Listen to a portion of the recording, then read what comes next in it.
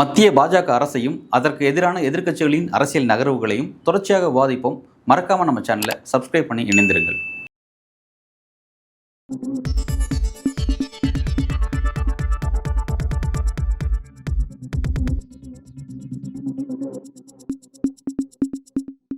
News focus Tamil நேயர்களுக்கு வணக்கம். நம்மோடு இன்று அரசியல் பேச இணைந்திருக்கிறார் அன்பழகன் அவர்கள். வணக்கம் சார். இஸ்ரேல் காசா விவகாரம் குறித்து சோனியா காந்தி அவர்கள் மோடி அவர்களை கண்டித்து ஒரு கட்டுரை ஒன்று எழுதியிருக்கிறாங்க. அந்த கட்டுரை பேசுபொருளாக இருக்கு. அதை எப்படி பார்க்குறீங்க? ஒரு முக்கியமான ஒரு கட்டுரை தான் அது. ஆங்கில செய்தித்தாளுக்கு அவங்க எழுதியிருந்த ஒரு கட்டுரை. ஆக்சுவலாக சோனியா காந்தி ஒரு சீனியர் பொலிட்டிஷியன். அவங்க இப்போ அன்ஆக்டிவாக இருக்காங்க. பாலிடிக்ஸில் பெரிய அளவில் அன்ஆக்டிவாக இருக்காங்க.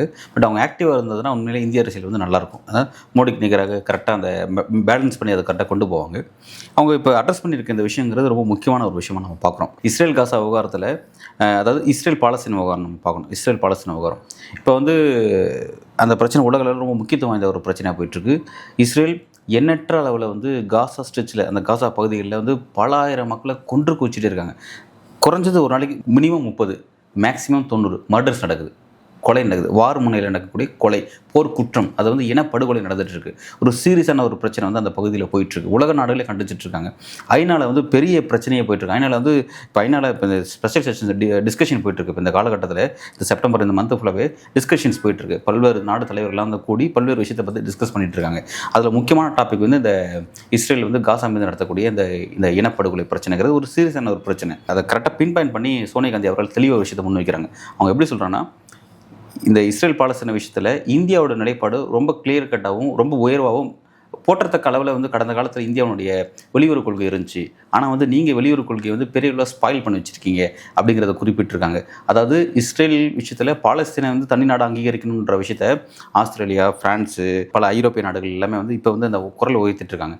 பாலஸ்தீனம் தனி நாடாக அங்கீகரிக்கப்படணும், அதுக்கு எங்களோட ஆதரவு இருக்குது அப்படின்னு சொல்லி ஒவ்வொரு நாடுகளாக குரல் கொடுத்துட்ருக்காங்க. ஐநாவில் நாம் பார்க்குறோம். ஆனால் இது எல்லாத்துக்கும் முன்பே கிட்டத்தட்ட பார்த்தீங்கன்னா இப்போ ஆல்மோஸ்ட் 150 நாடுகள், இப்போ ஐநா சபையில் 192 நாடுகள் இருக்குது. அதில் 150 நாடுகள் பாலஸ்தீனம் தனியான நாடுங்கிற ஒரு ரெகக்னேஷன்ஸை கொடுக்குறாங்க அப்படிங்கிறத பார்க்குறோம்.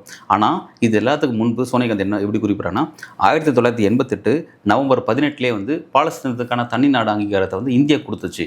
அந்த அளவுக்கு இந்தியா இந்த பிரச்சனையை ரொம்ப கிளியர் கட்டாக பார்த்துச்சு அப்படிங்கிறத ரொம்ப அழகாக சொல்கிறாங்க. அது மட்டும் கிடையாது, நம்ம நம்மளுடைய அந்த விஷயத்தை நமக்கு அந்த பார்வை எப்படி இருந்துச்சுன்னா, தென்னாப்பிரிக்காவில் இதே மாதிரியான பிரச்சனை போயிட்டு தென்னாப்பிரிக்கா மற்றும் ஆப்பிரிக்கா கண்டத்தில் இருக்கிற சில நாடுகளுடைய அவங்களுக்கு இந்த மாதிரியான பிரச்சனை, அந்த நாடு சார்ந்த பிரச்சனை, நிலம் சார்ந்த அந்த பிரச்சனைக்கு தெளிவான அந்த நாட்டோட மக்களோட போராட்டத்துக்கு இந்தியா சப்போர்ட் பண்ணி நின்றுருக்கு. அவ்வளோயும் 1971 நம்ம கிழக்கு பாகிஸ்தான், இன்றைய பங்களாதேஷில் அன்னைக்கு இனப்படுகொலை அங்கே நடந்துருந்துச்சு. அதில் இந்தியா தலையிட்டதன் காரணமாக பங்களாதேஷ்ன்ற ஒரு நாடு உதயமானது அப்படிங்கிறதெல்லாம் சொன்னாங்க. அந்த மாதிரி இந்தியா வெளியுறவு கொள்கையில் ஒரு எப்போ ஒரு பெரிய ஒரு டிப்ளமேட்டிக்கான ஒரு மூவ் இருக்கும், ஒரு தெளிவான கிளியரான மூவ் இருக்கும். ஆனால் இன்றைக்கி எப்படி போயிட்டுருக்கு இப்போ இன்றைக்கி இந்த விவகாரங்கிறது? ஏன்னா பார்த்தீங்கன்னா இன்றைக்கி கூட ஐநாவில் நெதன்யாகு அவர்கள், இஸ்ரேல் பிரதமர் நெதன்யாகு அவர்கள் பேசுகிறாரு. அவர் பேசுகிற பேச்சு லிட்டரலாக சகிக்க முடியல, அருவருக்கத்தக்க ஒரு பேச்சை பேசியிருக்கிறாரு.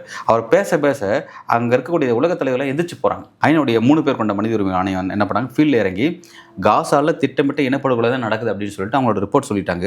அதே மாதிரி அங்கே மிகப்பெரிய பஞ்சப்படுகொலை நடக்குது, பட்டினி சாவு நடந்துட்டுருக்கு அப்படிங்கிறத, அதாவது ஃபுட் செக்யூரிட்டியோட அமைப்பு என்னென்னா மிகப்பெரிய அளவில் பஞ்சம் நிலவிட்டுருக்கு அப்படிங்கிறத ரெக்கார்டை கொடுத்துட்டாங்க. இவ்வளவும் கொடுத்து இன்டர்நேஷ்னல் கிரிமினல் கோர்ட் இருக்குது பார்த்தீங்களா, இன்டர்நேஷ்னல் கிரிமினல் கோர்ட்டு நெதன்யாகு அவர்களையும் அங்கே கூடிய இராணுவத்துறை அமைச்சரும் கைது பண்ண சொல்லி அரசு வாரண்ட்டே கொடுத்துருக்காங்க. போன வருஷம் மெமோ இஷ்யூ பண்ணிட்டாங்க, கைது பண்ண சொல்லிட்டாங்க. அந்த கைதியும் கடந்தா இன்றைக்கி அவங்களை அரசியல் போயிட்டுருக்கு. ரொம்ப சீரியஸான பிரச்சனையாக போயிட்டுருக்கு. சரியா? அப்படி இருக்கும் பொழுது அவர் என்ன பேசுகிறாருன்னா, அவர் எந்திரிச்சு எது பேசுகிறார் அப்படின்னா, எங்களுடைய நாட்டை ஹமாஸ் பயங்கரவாதிகள் மிகப்பெரிய தாக்குதல் நடத்துனாங்க, 120 பேர் கொல்லப்பட்டாங்க. அதை அவர் எப்படி அந்த பார்லிமெண்ட்டில், அதாவது ஐநாவுக்குள்ள அவர் அதை எப்படி ப்ரெசென்ட் பண்ணுறாரு அப்படின்னா, யூதர்கள் மீதான இனப்படுகொலை நடத்தியிருக்காங்க ஹமாஸு, யூதர்களுக்கு எதிராக நிற்கிறாங்க அப்படின்னு சொல்கிறாங்க. இப்போ நீங்களாம் இன்றைக்கி பாலஸ்தீன ஆதரவு நிலைப்பாடு எடுத்திருக்கீங்க. நீங்களாம் பல உலக தலைவர்களை பார்த்து கேட்குறாரு, நீங்களாம் இன்றைக்கி பாலஸ்தீன நிலைப்பாடு எடுத்திருக்கீங்க, ஆதரவு நிலைப்பாடு எடுத்திருக்கீங்க. இது எதுக்கு நிகரானதுன்னா, யூதருடைய இனப்படுகொலைக்கு ஆதரவான நிலைப்பாடுது. எங்களை நீங்கள் கொல்ல சொல்கிறீங்க, இந்த யூத இனத்தை நீங்கள் அழிக்கிறதுக்கான ஒரு நிலைப்பாடை நீங்கள் எடுக்கிறீங்க அப்படின்னு சொல்லிட்டு ரொம்ப காட்டமாக அதை ஒரு உணர்வுபூர்வமாக டச் பண்ணுறாங்க, ஒரு கனெக்ட் பண்ணுறாங்க. இதெல்லாம் ரொம்ப ஒரு மோசமான பாலிடிக்ஸ், உணர்வு தூண்டி செய்யக்கூடிய அரசியல் இருக்குல்ல, இதை அவர் அங்கே நிகழ்த்திட்டுருக்காரு, பார்லிமெண்ட் நிகழ்த்திட்டு அவர் என்ன சொல்கிறாருன்னா, நாங்கள் 17,000 ஹமாஸ் பயங்கரவாதிகளை கொண்டிருக்கோம் இந்த ஆப்ரேஷன்லாம் சொல்கிறார். அவர் கொண்டது 17,000 ஹமாஸ் பயங்கரவாதிகள் கிடையாது. சோனியா காந்தி குறிப்பிட்றாங்க. எவ்வளோ தெரியுமா சொல்கிறாங்க, இந்த வாரம் ஆரம்பித்து நீங்கள் கிட்டத்தட்ட 53,000 அப்பாவி மக்களை படுகொலை செஞ்சுருக்கீங்க அப்படின்னு குறிப்பிட்டிருக்காங்க. நீங்கள் படுகொலை செஞ்சதில் 17,000 பேர் குழந்தைகள் மட்டுமே அப்படின்றது குறிப்பிட்டிருக்காங்க. அது அவங்க சொன்னதோடு தான் இந்த ஃபேக்ட் அதிகம். 18,000 குழந்தைகள் இறந்திருக்காங்க அப்படிங்கிறது அங்கே வரக்கூடிய செய்திகளாக இருக்குது. 65,000க்கும் மேற்பட்ட அப்பாவி மக்களை பொதுமக்களை கொன்று குவிச்சிருக்காங்க அப்படிங்கிறது நோட்டபுளான விஷயம். ஆனால் கொல்லப்பட்டவங்க எல்லாருமே யாருன்னு கேட்டால் நெதன்யாகு வாயிலிருந்து வருது எல்லாருமே ஹமாஸ் பயங்கரவாதிகள் குறிப்பிட்றாங்க. செத்து போகிறதான் சாதாரண பாமர மக்கள். இந்த பொய்யை அவர் வந்து இந்த முழு பூஸ்டிக்காக சோத்திரம் மாதிரிக்கிறாங்க. இவர் அதில் கூட இல்லை. இவர் வந்து எதுனா ஒரு யானையை கொண்டு போயிட்டு வந்து ஒரு முழு யானையை கொண்டு போயிட்டு ஏதோ ஒரு பானையில் அடைக்கிற மாதிரியான ஒரு சாத்தியமில்லாத ஒரு விஷயத்தை பேசிகிட்டு இருக்காரு. ஏன்னா அவர் பேச அது யாருமே அங்கே ரசிக்கிற உலகத்தில் எல்லாமே எந்திரிச்சு போயிட்டு இருக்காங்க. அங்கே என்ன நடக்குதுன்னு எங்களுக்கு தெரியும். ஐநா ரிப்போர்ட் கிளியராக இருக்குது. அங்கே என்ன நடந்துச்சுங்கிறது எல்லாமே கிளியராக இருக்குது. ஸோ வந்து அது இங்கே திட்டமிட்ட ஜெனோசைட் நடந்துட்டு இருக்கு அப்படிங்கிறத டிக்ளேர் பண்ணுறாங்க எல்லா நாடுகளும். ஸோ அதனால தான் பாலஸ்தீன ஆதரவுன்ற எக்ஸ்ட்ரீம் லெவலுக்கு எல்லா நாடுகளும் நடந்துட்டு இருக்காங்க. ஆஸ்திரேலியா போகிறாங்க, ஃப்ரான்ஸ் போகிறாங்க, இங்கிலாந்து போகிறாங்க. எல்லா நாடுகளும் பாலஸ்தீனத்துக்கான அங்கீகாரத்தை நோக்கி நகர்ந்துட்டு இருக்காங்க. எக்ஸப்ட் அமெரிக்கா மட்டும் தான். இப்போ அந்த விவகாரத்தில் வீட்டோ பவர் பயன்படுத்தி அமெரிக்கா மட்டும் தான் பாலஸ்தீனத்துக்கான தனி அங்கீகாரம் அப்படிங்கிற அந்த ரெகக்னேஷனை கட் பண்ணி வச்சிருக்காங்க. மற்ற எல்லா நாடுகளுமே எல்லாம் ஆதரவு வந்துட்டாங்க. சீனா வந்துட்டாங்க, ரஷ்யா வந்துட்டாங்க, எல்லா நாடுகளுமே அதுக்கு அந்த சப்போர்ட் பண்ண வந்துட்டாங்க. ஸோ வந்து அவ்வளோ சீரியஸான விவகாரமாக அங்கே போயிட்டுருக்கு. அவ்வளோ அந்த பிரச்சனையில் என்ன பண்ணுறாருன்னா சோனியா காந்தி கேட்குறாங்க, இவ்வளோ சீரியஸான பிரச்சனை போயிட்டுருக்கு, உங்களுக்கு என்ன தேவையாக இருக்குன்னா வெளியுறவு கொள்கையோட இந்தியாவோட வெளியுறவு கொள்கை பற்றி நீங்கள் கவலைப்பட மாட்டேங்கிறீங்க. கவலைப்படாமல் நெதன்யாகு அவர்களுடைய தனிப்பட்ட ஒரு நட்பு பாராட்டுறதுக்காக வந்து அவரோட நீங்கள் உறவு மெயின்டைன் பண்ணிட்டு இருக்கீங்க. உங்களுடைய நட்புக்காக நீங்கள் இவ்வளோ மோசமான நிலைப்பாடு நீங்கள் எடுப்பீங்களா? நீங்கள் வந்து இதில் வந்து எப்படி இப்படி ஒரு நிலைப்பாடு நீங்கள் எடுப்பீங்க அப்படிங்கிற மாதிரி ரொம்ப காட்டமாக கேள்விகள் எழுப்புறாங்க. ரெண்டாவது பார்த்தீங்கன்னா இஸ்ரேலுடைய நிதியமைச்சர் வந்து மிகப்பெரிய வலதுசாரி தன்மை கொண்டவர்னு சொல்லிட்டு பெரிய விமர்சிக்கப்படுது. அந்த நிதியமைச்சரோட வந்து நீங்கள் சில புரிந்துணர்வு ஒப்பந்தம் போட்டு நீங்கள் சில அக்ரிமெண்ட்ஸ் டீல் போடுறீங்க. நீங்கள் அது எந்த மாதிரியான பிரச்சனை? ஒரு இனப்படுகொலை நடத்திட்டு இருக்க ஒரு நாடு கூட இப்போ இந்த டீல் உங்களுக்கு தேவை அப்படின்ற மாதிரியான ஒரு காட்டமான கேள்வியெல்லாம் வந்து சோனியா காந்தி அவர்கள் பிரதமர் மோடியை நோக்கி காட்டமான கேள்வி அந்த கட்டுரையில் எழுப்பியிருக்காங்க அப்படிங்கிறது முக்கியமான விஷயம். கடந்த காலத்தில் இந்தியாவோட நிலைப்பாடு ரொம்ப மெச்சத்தக்க அளவில் போற்றத்தக்க அளவில் இருந்திருக்கு. 1988 வந்து இந்தியா தெளிவான ஒரு நிலைப்பாடு எடுத்தது கிட்டத்தட்ட ஒரு 30-35 வருஷத்துக்கு அப்புறம் தான் வந்து இன்றைக்கி மற்ற நாடுகள் வந்து அந்த இடத்துக்கு தள்ளப்படுறாங்க. ஆனால் இன்றைக்கி அந்த நாடுகள்லாம் தள்ளப்படுறதுக்கான காரணம் பெஞ்சமின் நெதன்யாகு செய்யக்கூடிய அந்த இனப்படுகொலையை மற்ற நாடுகளை பார்த்து சகிக்க முடியல.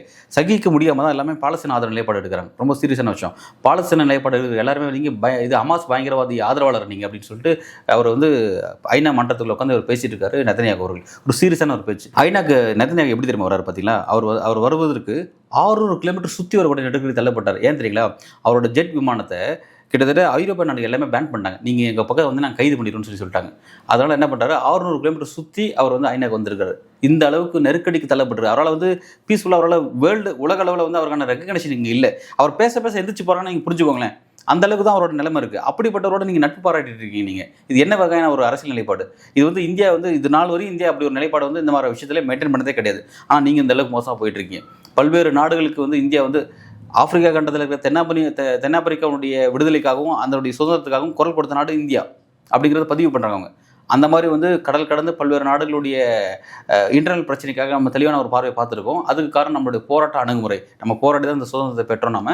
ஸோ நமக்கான ஒரு தெளிவான ஒரு விஷயம் நம்மகிட்ட இருக்குது. அப்போ போராடும் போது பாதிக்கப்படுறவங்க பக்கத்தில் நம்ம நிற்கணும். நீங்கள் எந்த பக்கத்தில் நிற்கிறீங்க அப்படிங்கிறத ரொம்ப அழகாக அவங்க அந்த கேள்வி வந்து இந்த விஷயத்தில் அவங்க எழுப்பியிருக்காங்க.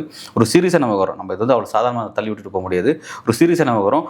உண்மையிலே வந்து வருத்தத்தக்க வகையில் வந்து இந்தியாவுடைய கொள்கை வந்து இந்த விஷயத்தில் இருக்குது அப்படிங்கிறத பார்க்க வேண்டியதாக இருக்குது. இந்தியா இதனால் வரை பின்பற்றி வந்த வெளியுறவு கொள்கையை வந்து பிரதமர் மோடி அவர்கள் வேறு பக்கம் கொண்டு செல்வதற்கான காரணம் என்ன சார்? அடிப்படையில் வந்து என்னென்னா வந்து இதை வரலாற்று ஆய்வாளர்கள், சில மொழியில் சார்ந்த வல்லுநர்கள், இதை எப்படி லிங்குஸ்டிக் ஆய்வாளர்கள் இதை எப்படி பார்க்குறாங்க அப்படின்னா, கிளியர் கட்டாக இஸ்ரேலுக்கும் இந்தியாவுக்கும் ஒரு ஒற்றுமை இருக்குது. இஸ்ரேல் எப்படி வந்து யூத ப்ரைடு பேசுதோ, இந்தியா வந்து இந்துக்கள் ப்ரைடு பேசுது. இந்துக்களுக்கான நாடு இந்தியா, அகண்ட ராஷ்டிரம், அகண்ட இந்து ராஷ்டிரம் அப்படிங்கிற மாதிரியான விஷயத்தை ஆர்எஸ்எஸ் பாஜக பேசிகிட்டு இருக்கு. அப்படி இருக்கும்போது இந்துக்களுக்கான பிரைம் தான் வந்து பேசுகிறாங்க. அவ்வளோ இன்றைக்கி சீரியஸாக நான் ஒரு விஷயம் சொல்கிறேன் பாருங்க. மகாராஷ்டிராவுடைய சிட்டிங் பாஜக அமைச்சர் என்ன பேசுகிறாரு தெரியுங்களா? இந்த கவர்மெண்ட் வந்து இந்துத்துவ கவர்மெண்ட் சொல்கிறாரு. ஏன்னா இந்துக்கள் மட்டும் தான் எங்களை வாக்கு போட்டாங்க, குள்ளா வச்சவங்க யாரும் எங்களுக்கு வாக்கு போடல, யாரும் எங்களுக்கு ஓட்டு போடலன்னு சொல்கிறாங்க. குள்ளா வச்சது யாருன்றது நமக்கு எல்லாருக்கும் தெரிஞ்ச விஷயம். முஸ்லீம்களை ஓட்டு போட்டு இந்த கவர்மெண்ட் தேர்ந்தெடுக்கல, இது முழுக்க இந்துக்களால் தேர்ந்தெடுக்கப்பட்ட ஒரு அரசாங்கம் நடக்குது அப்படிங்கிறத கான்ஸ்டியூஷன் போஸ்ட்டில் உட்காந்துருக்கக்கூடிய ஒரு சிட்டிங் மினிஸ்டர் பேசுகிறாருன்னா அப்போ பார்த்துக்கோங்க அதோட சீரியஸ் தன்மை எப்படி இருக்குன்னு பார்த்துக்கோங்க. இவங்களுடைய எக்ஸ்டர்னல் பாலிசி, இந்தியாவோட எக்ஸ்டர்னல் பாலிசி வெளிப்படையாகவே இந்துக்களுக்கு ஆதரவு நிலைப்பாடு அப்படிங்கிறது இதோட இடம் அந்த அளவுக்கு நகர்ந்து போயிடுச்சு. நீங்கள் ஆர்எஸ்எஸோட இன்ட்ரெஸ்ட்டு வெளியுறவு கொள்கையில் அப்படியே பிரதிபலிக்குது. அதனால தான் வந்து நம்மளால் வந்து பக்கத்தில் இருக்கிற பங்களாதேஷோட நல்ல உறவு மெயின்டைன் பண்ண முடியல. நீ பங்களாதேஷ்க்கு நமக்கு பிரச்சனை இருக்குது. கடந்த கால ஷேக் ஹசீனா கவர்மெண்ட்டை இந்த மோடி கவர்மெண்ட் ஆதரிச்சதுனால அந்த இன்னைக்கு ஷேக் ஹசீனா கவர்மெண்ட் வந்து அவங்க விரட்டடிக்கப்பட்டாங்க, சொந்த நாட்டில் விரட்டடிக்கப்பட்டாங்க, உயிருக்கு பாதுகாப்பு தேடி ஓடி வந்தாங்க. ஓடி வந்தவங்களுக்கு பாதுகாப்பு எது கொடுத்துச்சுன்னா இந்தியா தான் கொடுத்துச்சு. அந்த மாதிரி இருக்குது. அங்கே வந்து வேறு கவர்மெண்ட் அங்கே வந்திருக்கு. சரிங்களா? இப்போ வந்து பங்களாதேஷ் கூட நமக்கு பகச்சிட்டோம். அதே மாதிரி பார்த்தீங்கன்னா வந்து மாலத்தீவு, சின்ன நாடு மாலத்தீவோட நமக்கு பெரிய பிரச்சனை இருந்துச்சு. இப்போ தான் சமீபத்தில் வந்து லாஸ்ட்டு ஒரு 2 மந்த்துக்கு முன்னாடி அந்த பிரச்சனை கிளியர் ஆச்சு. மாலத்தீவுக்கு நமக்கு பிரச்சனை, இலங்கைக்கும் நமக்கும் பிரச்சனை போயிட்டுருக்கு. பங்களாதேஷையும் பகச்சிக்கிட்டீங்க. அதே மாதிரி பார்த்தீங்கன்னா பாகிஸ்தான் நம்ம பகச்சிட்டு இருக்கோம். பாகிஸ்தான் நமக்கு ஆல்ரெடி பிரச்சனை இருக்குது. ரைட்னா அண்டை நாடுகள் எந்தெந்த நாடுகளுக்கும் எல்லாருக்கும் நமக்கு பிரச்சனை இருக்குது.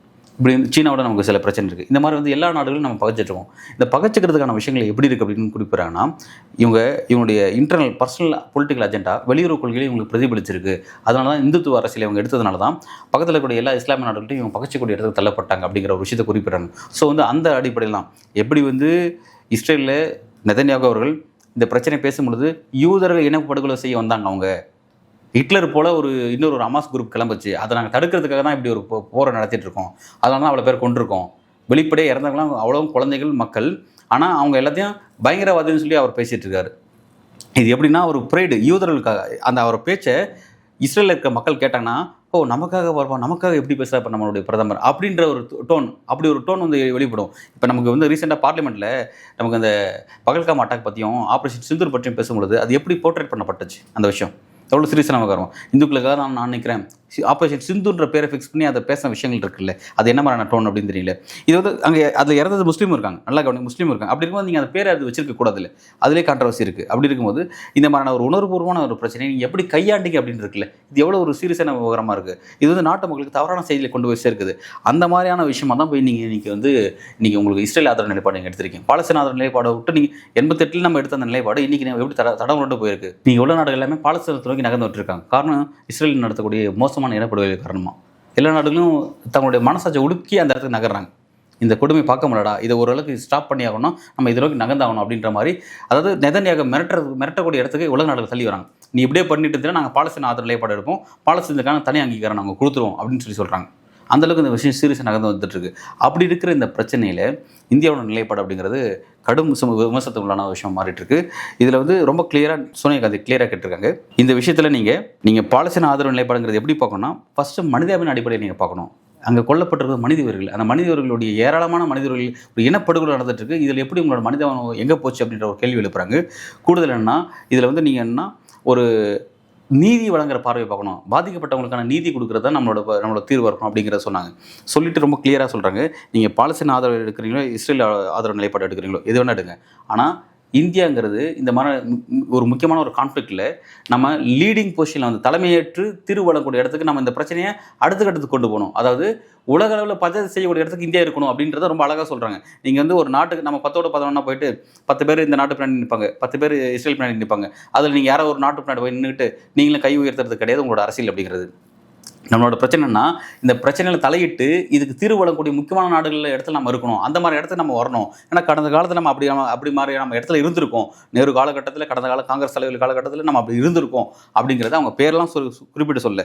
கடந்த காலத்தில் இந்தியா அப்படி இருந்திருக்கு, இன்றைக்கி அதை இப்போ அப்படி இல்லை, ஒரு மோசமான பாதை நோக்கி போயிட்டுருக்கு அப்படிங்கிறத வன்மையாக கண்டித்து தான் வந்து இந்த விஷயத்தை சொல்லியிருக்காங்க. இது இப்படியே போய் இன்றைக்கி வந்து உங்கள் தனிப்பட்ட நெதன்யாவோட நட்புங்கிறது அந்த இனப்படுகொலையோட ரொம்ப மோசமானது. அவ்வளோ பேர் கொள்றதை தாண்டி உங்களுக்கு அவரோட என்ன நட்பு வேண்டி கிடக்கு அப்படின்ற மாதிரியான விஷயத்தை ரொம்ப கேட்குறாங்க. ஒரு சீரியஸான விவகாரமாக நம்ம அதை பார்க்குறோம். உண்மையிலேருந்து இந்த விஷயத்தில் மோடி கவர்மெண்ட்டு தங்களுடைய விஷயத்தை கோர்ஸ் கரெக்ஷன் பண்ண வேண்டிய தேவை இருக்குது. பண்ணாத பட்சத்தில் இது உண்மையிலே வந்து ஒரு மோசமான பின்விளைவை உண்டாக்கும்.